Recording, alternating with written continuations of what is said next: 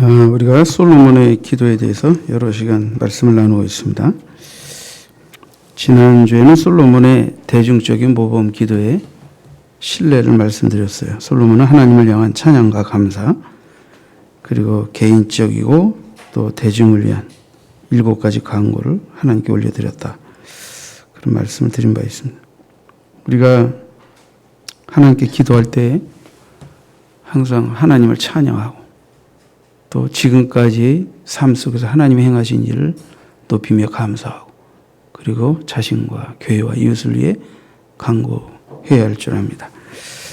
여러분, 이 기도는 하나님이 자녀에게 주신 아주 귀중한 축복입니다.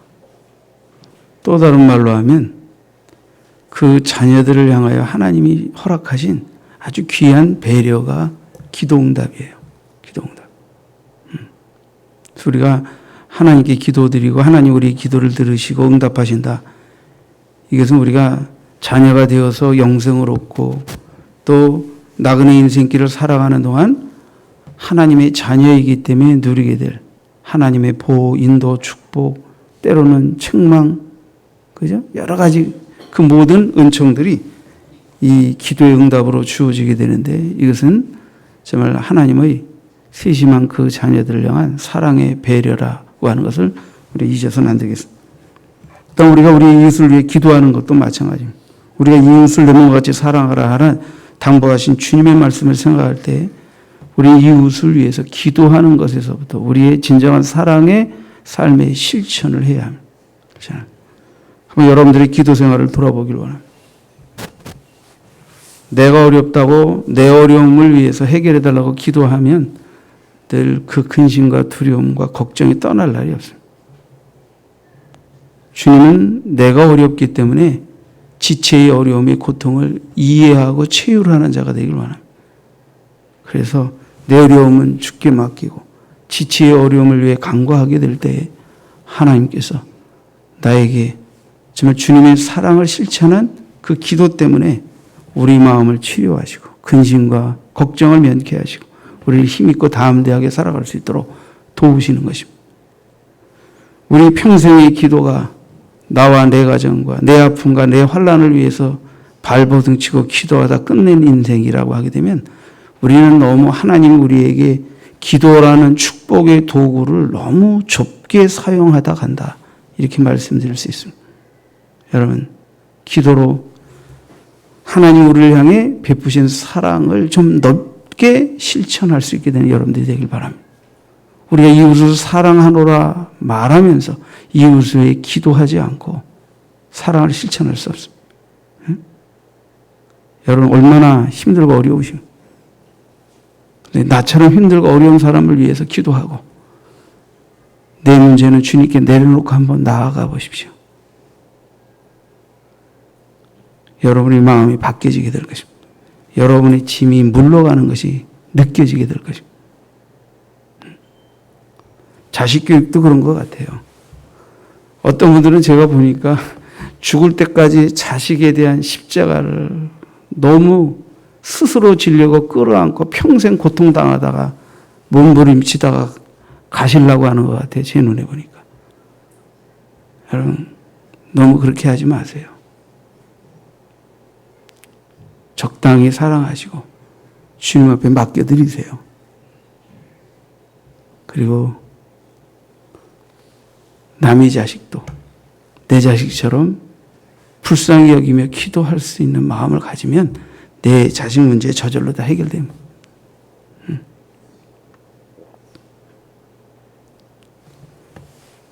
내 남편이 힘들면 우리 지체들의 제사장들 이 세상에서 얼마나 힘들까 생각하고 충고할 수 있어야 하겠습니다. 저도 여러분에게 기도하라 그렇게 말하지만 목회자도 때로 지치고 힘들 때가 있는데 내 성도들이 목회자를 위해 금식하고 기도하고 있다는 소리를 들을 때 말할 수 없는 위로와 힘을 사실 느끼는 것입니다. 저는 지금도 잊지 않아요. 아주 오래전 얘기지만 우리 집사님 한 분이 어느 날 꿈을 꿨대요. 근데 자기가 목사님을 업어드렸대요. 근데 너무 목사님이 가벼웠다고. 그래서 마음이 아팠다고. 근데 그때 저는 좀 심적으로 힘들었을 때였어요. 그게 평상시였다면 아무 의미가 없었겠지만 내가 그때 좀 심적으로 힘들었는데 그 집사님이 그 말을 하니까 그 말로도 큰 위로가 되더라고. 위로가 되더라고.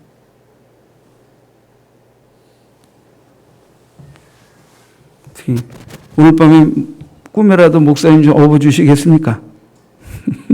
사실 제가 여러분 업어드려야 되는데 근데 목회자도 업다가 지쳐서 꼬꾸라질 때가 있잖아요. 그러니까 그때는 또 여러분이 좀 업어주셔야지.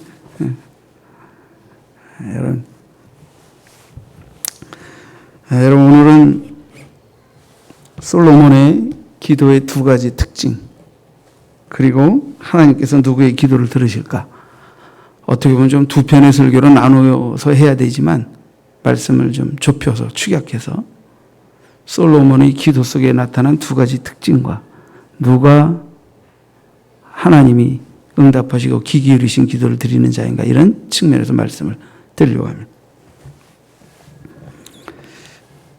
솔로몬의 기도의 내용의 특징을 잘 살펴보면 첫 번째 솔로몬은 하나님의 말씀에 근거하여 기도했다는 것을 우리가 알 수가 있습니다.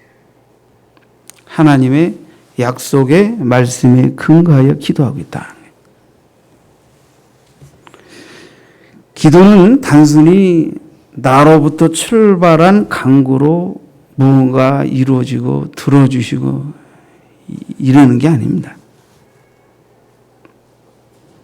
기도는 하나님의 약속에 근거하는 것입니다. 그러므로 우리가 응답받았을 때는 어떤 약속을 근거로 하나님이 나에게 어떤 음성을 들려주셔서 어떤 뜻을 보여주셔서 내가 그 뜻을 쫓아 그 축복과 응답을 바라보며 기도할 때는 하나님이 이렇게 응답해 주셨습니다. 이렇게 진술이 될 수 있어야 되는 거예요. 사실 내가 기도하지만 기도도 언니라는 의미에서 보면 하나님이 어떤 뜻과 약속을 우리 삶 속에 이루시기 위하여 기도하게 하시고 순종하게 하시고 행하게 하셔서 그 기도의 응답을 누리게 하시는 것입니다. 그러니까 하나님이 여러분을 기도의 자리로 부르시고 초대하시는 것을 힘들게 생각하지 마시고 외면하지 마시고 그 거룩한 초대 앞에 하나님이 나를 문과 축복의 자리로 부르시는구나 하고 기꺼이 순종하시길 바랍니다. 여러분들이 지금 성전에 나오고 예배에 나오고 교회에 나오는 발걸음이 너무 무거워요. 루터는 종교개혁을 할 당시에 무척 어렵고 힘든 일들이 많았어요. 근데 루터의 고백 가운데 우리가 정말 마음에 담아야 할 고백이 뭐냐면 나는 너무 일이 바쁘고 힘든 일이 많을수록 더 많이 기도하는 시간을 가졌다고 고백했습니다. 우리는 바쁘고 힘들고 어렵고 지쳤기 때문에 예배에 성전에 나와 기도하는 시간이 단절되잖아요. 어떻게 하시려고 그래요? 여러분의 능력은 한계가 있는데 여러분의 체력은 한계가 있는데 여러분의 힘으로 여러분이 어떻게 그 많은 문제를 해결하고 십자가를 지려고 하십니까? 내가 질 수 없는 십자가이니까 힘드니까 내 힘으로 다 할 수 없으니까 그러니까 하나님께 나와 더 엎드려야 되지 않습니까? 그게 안 돼요? 안 되면 계속 어려울 수밖에 없습니다. 어느 때까지 내가 질 수 있는 게 아니구나. 내 힘으로 질 수 있는 게 아니구나 하는 걸 느낄 때까지. 다들 얘기해요. 집에서 기도하면 되지요. 근데 예배의 부지런함, 기도의 부지런함이 식은 분들이 삶의 처소에서 그리 많이 기도하기 쉽지 않습니다. 응? 여러분 하나님을 향해 좀 더 열정을 드리시길 바랍니다. 응? 솔로몬이 기도할 때 항상 하나님의 약속을 우리가 붙들어야 된다는, 우리가 어떻게 기도해야 되느냐 하는 부분에 아주 중요한, 그죠? 근거를 우리에게 제시하고 있는 거예요. 그러니까 하나님의 약속을 부여잡는 게 우리의 기도의 근거여야 한다는 거예요.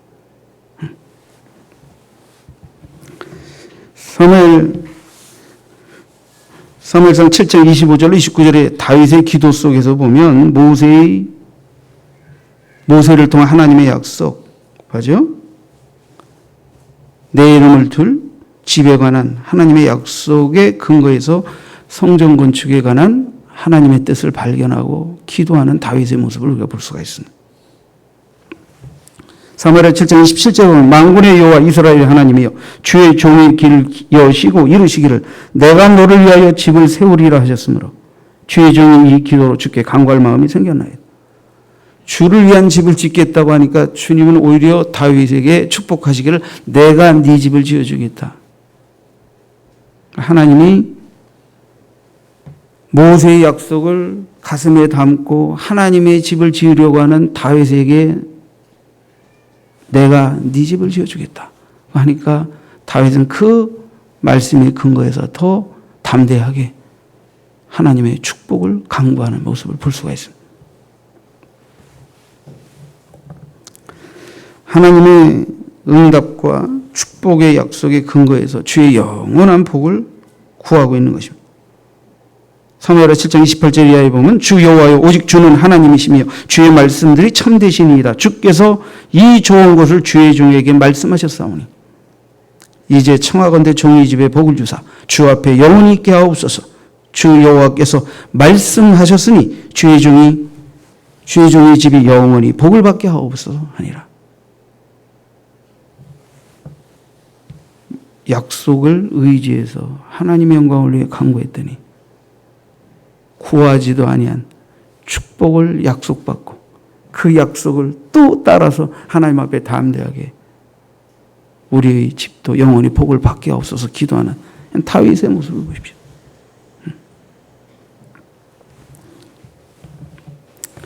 여러분, 하나님의 약속을 솔로몬은 온전히 실행했습니다. 자기가 아버지의 뜻을 쫓아서 실행한 이 성전 건축의 역사는 부왕이 모세를 통해 계시받은 약속과 하나님의 응답과 축복의 언약을 부여잡고 마지막 죽어가면서 자신에게 유언으로 당부한 내용입니다. 솔로몬은 하나님의 언약과 부왕의 명령 앞에 순종하며 온전한 하나님의 뜻을 준행했습니다. 이 솔로몬의 성전 봉헌사 가운데 그 고백을 보면 참 재미있습니다. 15절 이하에 보면 왕이 이르되 이스라엘의 하나님 여호와를 송축할지로다 여호와께서 그의 입으로 내 아버지 다윗에게 말씀하신 것을 이제 그의 손으로 이루셨도다. 그죠? 솔로몬이 뭐라고 말해요? 성전 봉헌사에서 여호와께서 그의 입으로 내 아버지 다윗에게 말씀하신 것을 이제 그 손으로 이루셨도다. 16절에 보면 하나님께서 이스라엘의 12지파 중에 그 누구를 택하신 게 아니라 다만 다윗을 택하셨다. 17절에 내 아버지 다윗이 이스라엘의 하나님 여호와의 이름을 위하여 성전을 건축할 마음이 있었더니 그 마음에 하나님의 집을 건축할 마음이 있었는데 18절에 여호와께서 내 아버지 다윗에게 뭐라고 말씀하셨냐면 내 이름을 위하여 성전을 건축할 마음이 있으니 이 마음이 내게 있는 게 좋다고 말씀하셨다. 네가 내 전을 건축할 마음을 가진 것만으로도 훌륭하다라고 말씀하셨다는.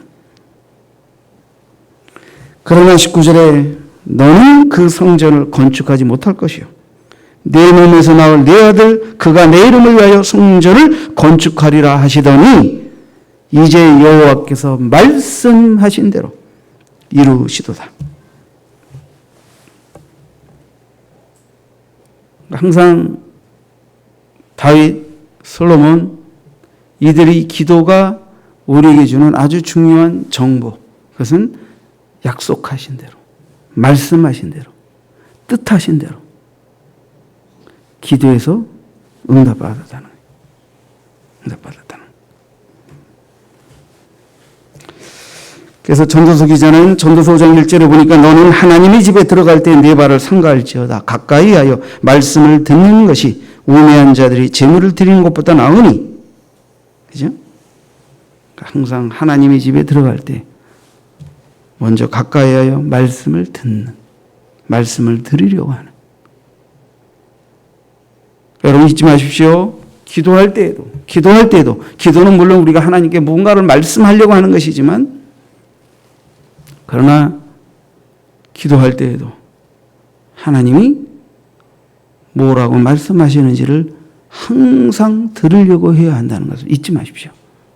성경을 통해서, 설교 말씀을 통해서 여러분이 묵상 가운데 하나님 음성을 들을 수도 있지만, 또 여러분이 하나님께 많은 것을 말하기 위하여 기도의 자리로 나왔다 하더라도 그 기도하는 가운데에서도 하나님이 뭐라고 나에게 말씀하실까에 항상 마음을 열고 귀 기울여야 한다는 사실.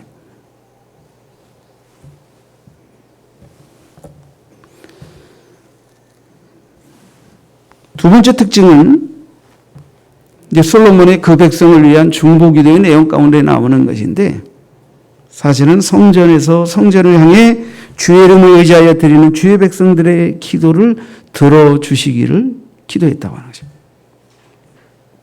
이 성전 건축의 진정한 의의는 이 성전이 주의 백성 만민이 나와 하나님께 기도하여 응답받는, 하나님이 이전에 나와 혹은 이전을 향하여 기도할 때 하나님이 그 기도에 귀 기울여서 들어주시는 그런 기도의 처소, 하나님과의 교제의 처소가 되기를 원했다 하는 것입니다. 그래서 이 솔로몬의 기도의 내용 가운데서 여러분들이 잘 이렇게 읽어보시면 이 성전에서 또는 이 성전을 향하여 이런 표현이 많이 나옵니다.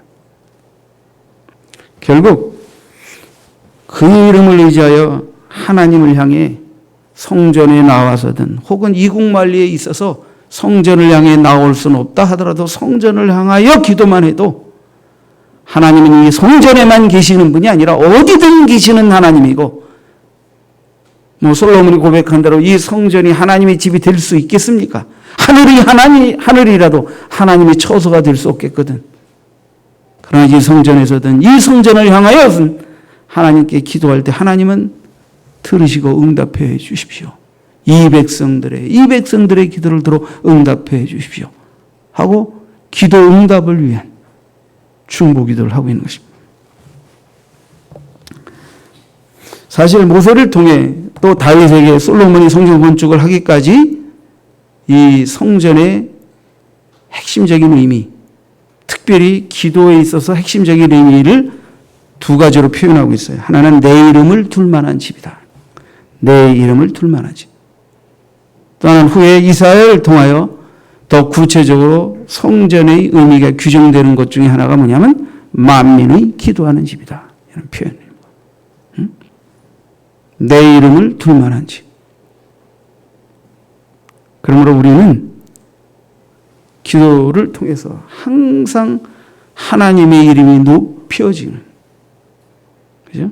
하나님의 이름이 영광을 받으시고 높여지는 그런 결과를 나올 수 있도록 어떤 그런 마음으로 항상 기도해야 된다는 걸 잊어서는 안 돼요. 그리고 솔로몬뿐 아니라 이사야나 예수님도 말씀하셨지만 이 성전은 만민이 기도하는 집이 되길 원하셨다. 솔로몬은 성전을 봉헌할 때 이 성전이 하나님의 백성뿐 아니라 하나님의 이름에 관한 소문을 듣고 그 능력에 관한 소문을 듣고 이 성전에 나와 이방인이라 하더라도 기도할 때 들어 응답하소서라고까지 말하는 것을 보면 솔로몬은 유대인이든 이방인이든 다 하나님의 이름을 알고 그 하나님의 이름을 의지하여 기도해서 응답받고 그들이 하나님의 백성이 되고 그래서 하나님의 하나님 되심이 이스라엘뿐 아니라 온 열방에까지 하나님의 하나님 되심이 드러나기를 기도했다는 것을 알 수가 있습니다. 그러니까 우리는 성전의 존재 가치와 목적이 하나님의 이름이 높여지기 위한 것이라. 그리고 우리는 이 성전이 누구나 나와 기도하는 기도의 집이 되어야 되겠다 하는 것입니다. 솔로몬은 그런 간절한 소원으로 성전 봉헌 때 성전은 만민이 기도하는 집임인 선포했지만 그러나 솔로몬 성전은 계속해서 끝까지 만민이 기도하는 집으로서의 기능과 사명을 수행하지 못했다는 것도 우리는 역사 속에서 잘 알 수 있습니다. 여러분, 성전 건축이 중요한 게 아니고 건축을 위해 기도하고 건축하고 이 집이 예배의 처소요, 강구의 처소요, 하나님 아버지와 깊이 영적으로 교제하는 처소가 되는 것이 의미가 있는 것이지, 뭐 성전은 근사하게 지어놨는데 새벽 기도도 수요 기도에도 일상적인 삶 속에도 아무도 이곳에 나와 기도하는 사람이 없는 성전은 하나님이 별로 그렇게 큰 의미를 두실 수 없는 성전이다.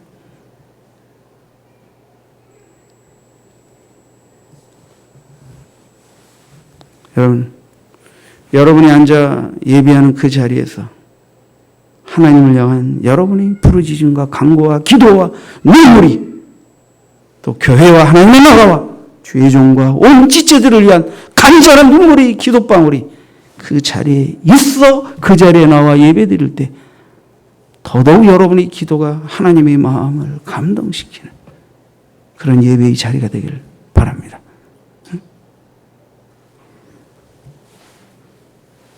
여러분, 나이 들면 더 힘들어요.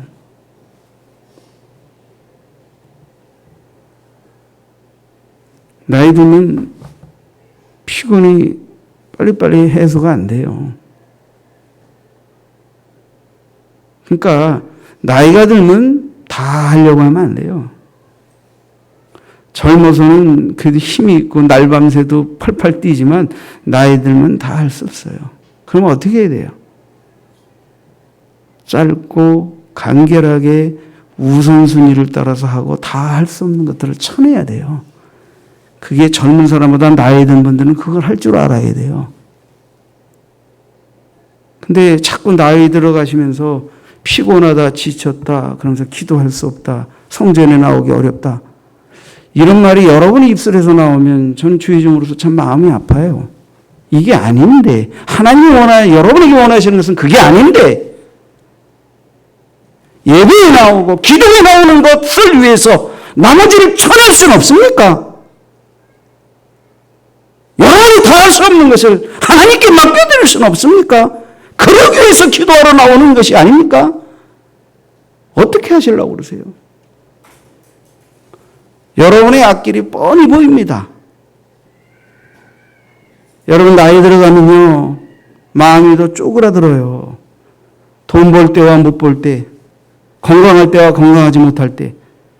그러니까 나이 들면요 쪼그라들어요. 더 배려하는 마음도 줄어들고 물질의 능력도 줄어들고 건강의 힘도 줄어들고, 이런 나이가 들어가면서 좁혀지는 무능해지는 이런 것들을 극복하고 영적인 능력을 유지하며 하나님께 영광 돌리고 교통하며 영적인 힘을 나누는 그런 사람으로 살으려면 달리 방법이 없습니다. 기도가 식어지고 줄어드는 것을 아주 조심해야 하는 것입니다.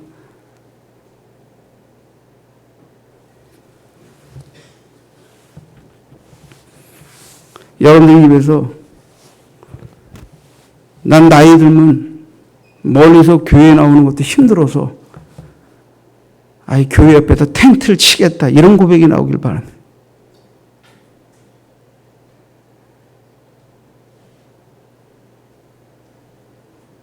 옛날에는 여기에 자면 집 사면 얼마나 오를까 뻥튀기 할까 그래서 여러분들이 집 골랐지만 지금 나이 들면 그것도 다 부질없는 거 아닙니까? 나의 영혼을 지키시고 영원한 나라로 들이실 하나님 곁에서 조금이라도 거리적으로도 가까운 곳에서 내가 좀 더 하나님께 예배하고 기도할 시간을 얻기 위해서 송전구주에 텐트라도 치고 공하는 게 잘못된 것입니다. 그런 열심과 사모함, 시편에 나와 있는 대로 세상의 첫날보다 여호와의 궁정의 한 날이 더 사랑스럽고 좋다고 고백한 그 고백이 우리가 나이가 들어가며 신앙의 열일이 깊어져가며 그 고백이 하나님께 드려져야 할 고백이 아니겠습니까?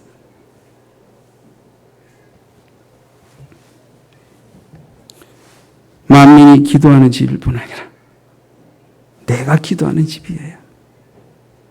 그렇잖아요. 내가 기도하는. 다윗, 솔로몬 그 스스로가 성전에 나가 기도할 뿐 아니라 온 백성들이 수시로 성전에 나와 하나님을 향해 예비하고 기도하며 응답받는 그런 기도의 소리, 찬양의 소리, 그것이 끊임없이 드려지는 성전이 되기를 원했던 것이 다윗, 솔로몬의 소원이었던 것입니다.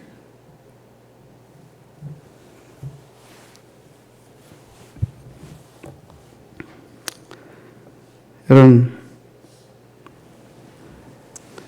그렇다면 하나님은 도대체 누구의 간구를 들으실까요? 누구의 간구를 들으실까요? 세 가지로 말씀드리겠습니다. 첫째, 약속을 믿고 온 마음으로 행하는 자의 기도를 들으십니다. 약속을 믿고 온 마음으로 행하는 자의 기도를 들으십니다. 솔로몬의 기도 가운데 8장 23절에 보면 그의 신앙 고백이 나옵니다. 주께서는 온 마음으로 주 앞에서 행하는 종들에게 언약을 지키시고 은혜를 베푸시니이다.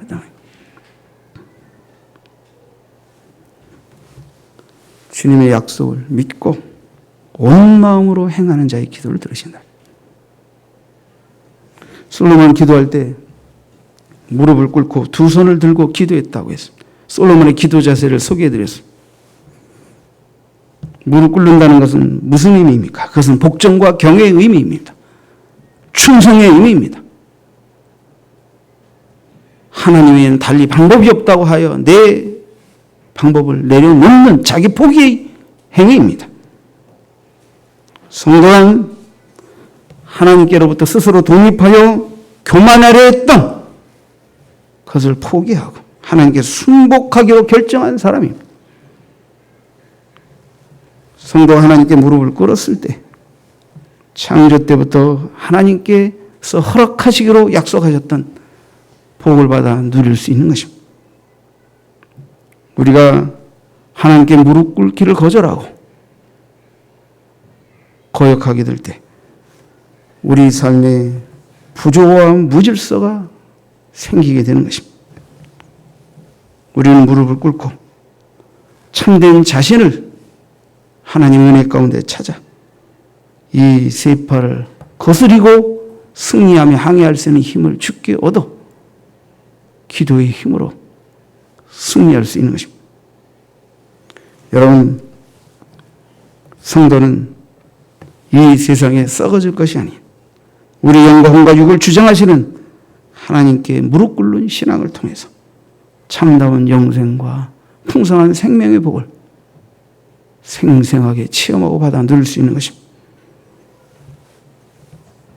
우리 한국 성도들이 무릎은 잘 꿇는데 조금 하나 성경적 개념과 먼 욕심스러운 기도 태도가 있어요. 손 들고 기도하는데 한국 성도들은 손 들고 기도할 때 천부의 의지 없어서 손 들고 옵니다 하고 기도합니다. 그 다음에는 죄씨 없어서 하고 기도합니다. 그래서 손 들고 천부의 의지 없어서 손 들고 옵니다. 그래 놓고 아버지 죄씨 없어서 이제 손 주먹 쥐고 땡깁니다. 이제 땡깁니다. 근데 솔로몬이 무릎을 꿇고 손을 들고 기도했을 때는 손을 든다는 것은 성경에서 하나님께 영광을 돌린다는 것, 하나님께만 찬양을 올린다는 것입니다. 하나님께만 감사를 올려드린다는 것입니다. 지금 내가 아직 응답받아야 할 것이 있지만 그 전까지의 삶 속에서 하나님이 베푸신 은혜와 응답과 역사, 행하심을 생각할 때 영광 돌리고 감사드릴 것밖에 없다는 마음으로 올려드리는 것이, 두 손을 높이 드리는 것입니다.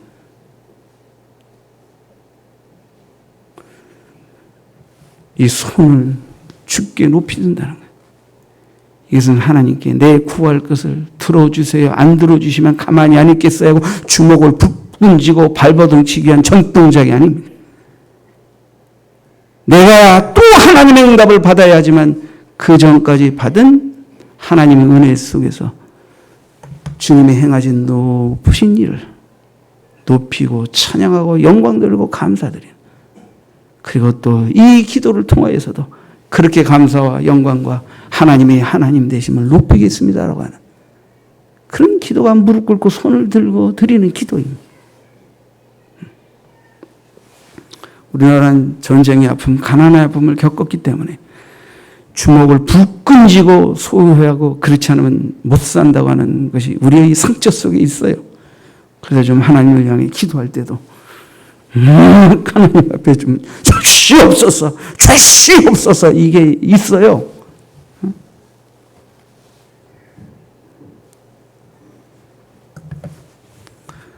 요즘 아이들은 부족한 게 없어서 주시옵소서도 없어요.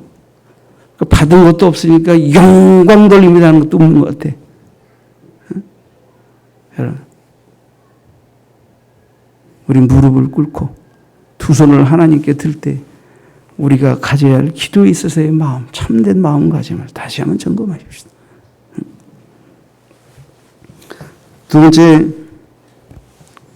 주의 이름을 위해, 주의 이름을 의지하여 간구하는 자의 기도를 들으신다는 것입니다. 솔로몬이 7가지 중보 기도를 했는데 그 중에 이방인을 위한 기도 가운데 8장 41절에 보니까 주의 백성 이스라엘에 속하지 아니한 자 곧 주의 이름을 위하여 먼 지방에서 온 이방인이라도 그들이 주의 크신 이름과 주의 능한 손과 주의 펴신 팔의 소문을 듣고 와서 이 성전을 향하여 기도하거든 들어주십시오 하는 거 아닙니까? 멀리서 이스라엘 백성에는 이방인이라 하더라도 주에 관한 소문을 듣고 이 성전을 향하여 나와 기도하거든 응답해달라고 기도하는데 하물며 그 이름을 믿고 의지하여 간구하는 자의 기도를 하나님 왜 안 들으시겠습니까? 기도는 하나님이 반드시 기도에 응답하신다는 믿음, 그 믿음을 가지고 나와 기도하는 자들이 하나님의 응답을 받을 자격이 있는 것입니다. 세 번째는 죄를 범했을지라도 돌이켜 주께로 돌아온 자들의 기도를 들으신다는 것입니다. 솔로몬 7가지 간구 가운데 맹세에 관한 억울한 일이 없도록 기도한 부분 하나, 그 다음에 전쟁을 하게 될 때 하나님께 기도하는 것 하나, 이방인들이 이 성전에 나와 기도할 때 응답해 주십시오. 이거 3가지 빼고 나머지 4가지는 다 죄를 범하여 전쟁에서 패하거나 죄 때문에 하나님이 하늘문을 닫아 흉년이 들게 하시거나 죄 때문에 하나님이 자연의 여러 가지 재앙을 통하여 재앙을 내리시거나 죄 때문에 아예 나라가 멸망하여 이방의 포로가 되거나 하는 상황에 빠졌을지라도 주의 이름을 인정하고 죄에서 떠나고 재앙을 깨닫고 진정으로 주께로 돌아와 기도하며 응답해 주십시오 하고 기도했던 것입니다. 죄를 범하면 하나님 응답하시지 않습니다.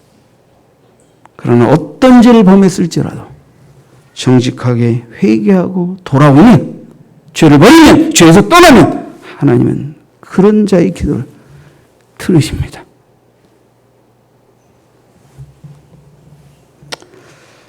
여러분, 서두에서도 말씀드렸습니다. 하나님의 자녀에게 기도하라 하시고 기도하면 들어 응답해 주시겠다고 하는 그 자녀에게 복을 주고 싶으셔서, 그들을 복되게 하고 싶으셔서 하나님이 하나님의 백성들에게 허락하신 하나님의 복을 놓고 하고 하나님의 응답을 놓고 할 수 있는 수단으로 주신 것이 이 기도입니다. 우리가 이 기도를 사용하고 이 기도를 통하여 하나님과 교제하는 복, 하나님의 응답의 복, 하나님의 축복을 체험하지 못한다면 우리는 정말 많이 손해 보는 삶을 사는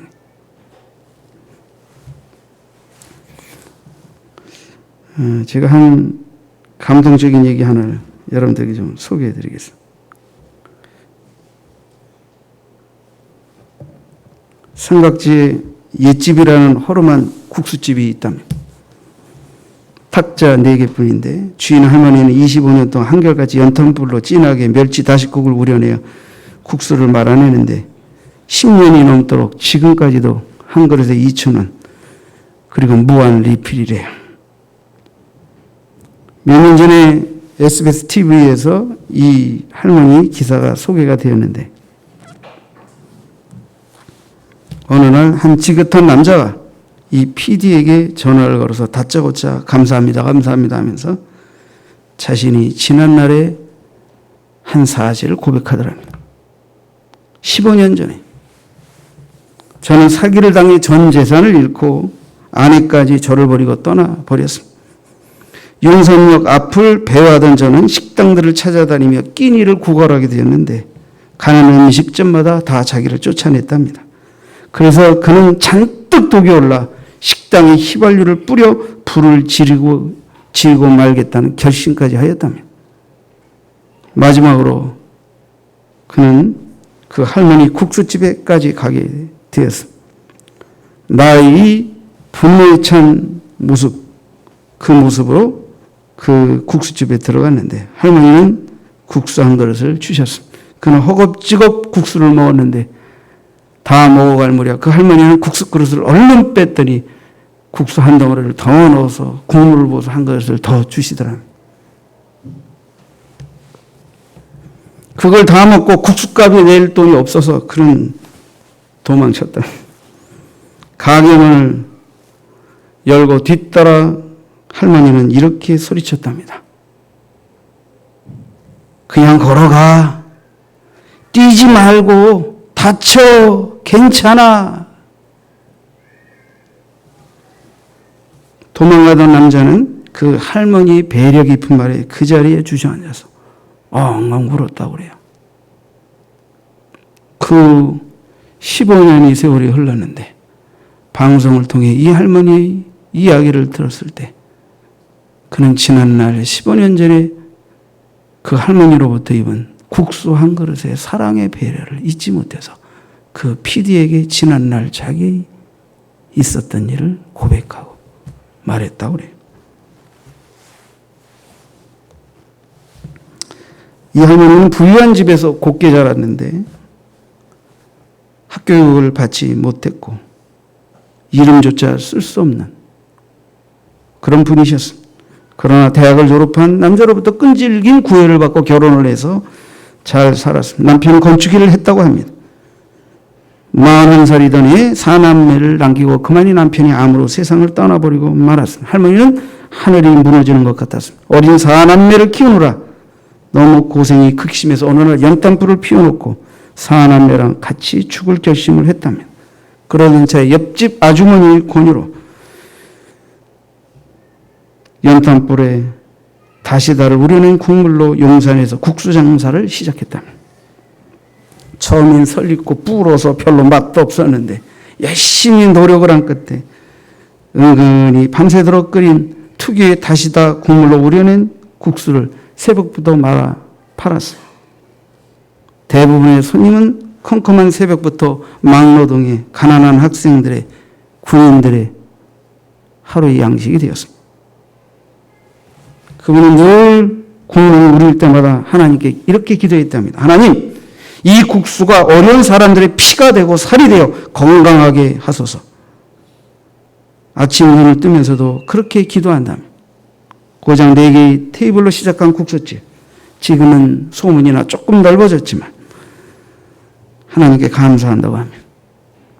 국수 가게 문을 닫으면 그 테이블을 이어서 할머니는 침대 삼아 잠을 잔다고 합니다. 어느 아들이 국수 가게에서 일하던 아주머니를 데려다 주러 갔다가 그는 심장마비로 급사하고 말았어. 할머니는 그때부터 가게 문을 잠그고 한 달, 두 달, 넉 달 동안 문을 열지 못했답니다. 그러자 대문에 오른 쪽지가 붙었대요. 박중령입니다. 어제 가게에 갔는데 문이 잠겨 있더군요. 댁에도 안 계셔서 쪽지 남기고 갑니다. 제발 가게 문 열어주십시오. 어머니 국수 맛있게 먹고 군대 생활하고 연애도 하고 결혼도 하게 되었습니다. 어머니가 끓여준 국수 계속 먹고 싶습니다. 아마 그리고 이 할머니가 왜 가게 문을 못 여는지를 알게 됐던 것 같아요. 그러니까 어머니 힘내세요. 옛날처럼 웃고 살아요. 가게 문 제발 여세요. 어느 날은 석장, 어떤 날은 넉장, 사람들로부터 편지 쪽지가 할머니 가게 문 앞에 붙기 시작했는데 많은 사람들이 힘을 내시라고 위로하고 격려하고 그 쪽지로 힘을 얻은 할머니는 넉 달 만에 다시 그 국수집을 열었습니다. 할머니 가게는 이제 국민 국수집으로 불려진답니다. 국민의 국수집. 할머니 오늘도 배려와 사랑의 다짐을 밤새 우려내고 그저 힘없고 가난하고 어려운 사람들이 이 국수 한 그릇으로 힘을 얻기를 하나님께 기도하며 10년 전 2,000원 가격으로 지금도 무한 리필 국수 한 그릇을 말고 파신답니다.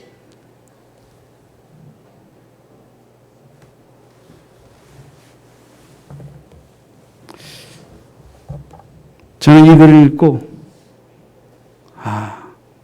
기도는 우리를 향한 하나님의 배려이고 누군가를 위한 기도는 하나님의 배려의 사랑을 나누는 것이다 하는 생각을 하게 됐어요. 여러분, 평생 기도가 나와 내 가정만을 위한 기도로 끝나면 안 되겠습니다. 하나님은 기도를 그렇게 좁게만 사용하라고 주신 것이 아닙니다. 이제는 그분이 그 기도를 통해 평생의 우리를 삶을 배려하신 것에 대해 보답하는 기도로 이 성전에 나와 하나님의 나라와 영혼들을 생각하고 아파하는 이들을 생각하고 눈물로 기도해야 할 때입니다. 기도하겠습니다.